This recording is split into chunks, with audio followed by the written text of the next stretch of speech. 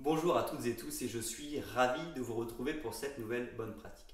L'idée aujourd'hui, c'est de comprendre comment on ne doit pas prendre les critiques pour soi. En effet, on peut très bien, même si on est manager, recevoir des critiques de la part de ses employés, on peut aussi en recevoir de la part de ses supérieurs hiérarchiques.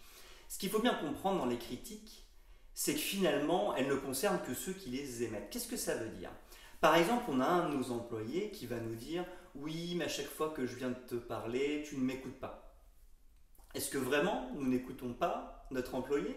Ou finalement, ce que notre employé est en train de nous dire, c'est qu'on ne l'écoute pas suffisamment, que son besoin à lui, c'est d'être encore plus écouté. Il y a des gens qui ont des forts besoins d'écoute, il y a des gens qui ont des plus petits besoins en termes d'écoute, et surtout il y a des périodes où on a besoin d'être vraiment écouté, et des périodes où on en a moins besoin.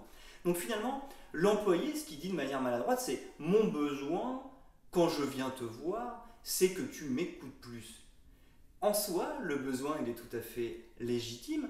Et nous, on avait peut-être le sentiment d'écouter suffisamment notre employé. On ne savait pas qu'il avait besoin d'être encore plus écouté. Donc finalement, nous-mêmes, nous ne sommes pas en porte-à-faux. C'est simplement un problème de communication. Le problème, c'est que dans la critique, elle peut être violente. C'est que finalement, il y a une sorte de victimisation qui existe. J'ai déjà parlé de ce concept-là sur ma chaîne YouTube, mais effectivement, les gens se victimisent, c'est pas de ma faute, c'est de la faute de l'autre. Donc ça, c'est très facile, mais malheureusement, c'est un réflexe humain qui arrive souvent. Et ça, il faut le comprendre pour pas prendre les critiques pour soi. En fait, dès qu'une critique est émise à notre rencontre, il faut comprendre ce que l'autre a besoin et ce qu'il attend de nous. Pour autant, nous ne sommes pas quelqu'un de mauvais, nous n'avons pas mal fait parce que nous ne savions pas.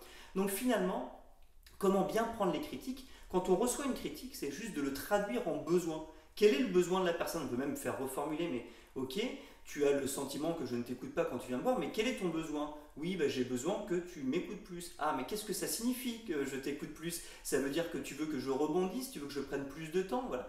Pour en arriver à quel est le besoin et quelle est la demande précise de notre collaborateur, et à partir de là, c'est pas un problème par rapport à nous, c'est simplement réajuster en fonction du besoin du collaborateur. Donc c'est effectivement assez difficile, c'est pas forcément très naturel, mais en tous les cas, ce qu'il faut bien comprendre, c'est que les critiques ne concernent que les gens qui les émettent et que derrière, il y a un besoin et que finalement, le problème, c'est pas nous, c'est que la personne a un besoin qu'elle exprime de manière maladroite. Voilà, j'espère que cette bonne pratique du jour vous a été utile et moi, je vous donne rendez-vous dès demain pour une nouvelle bonne pratique.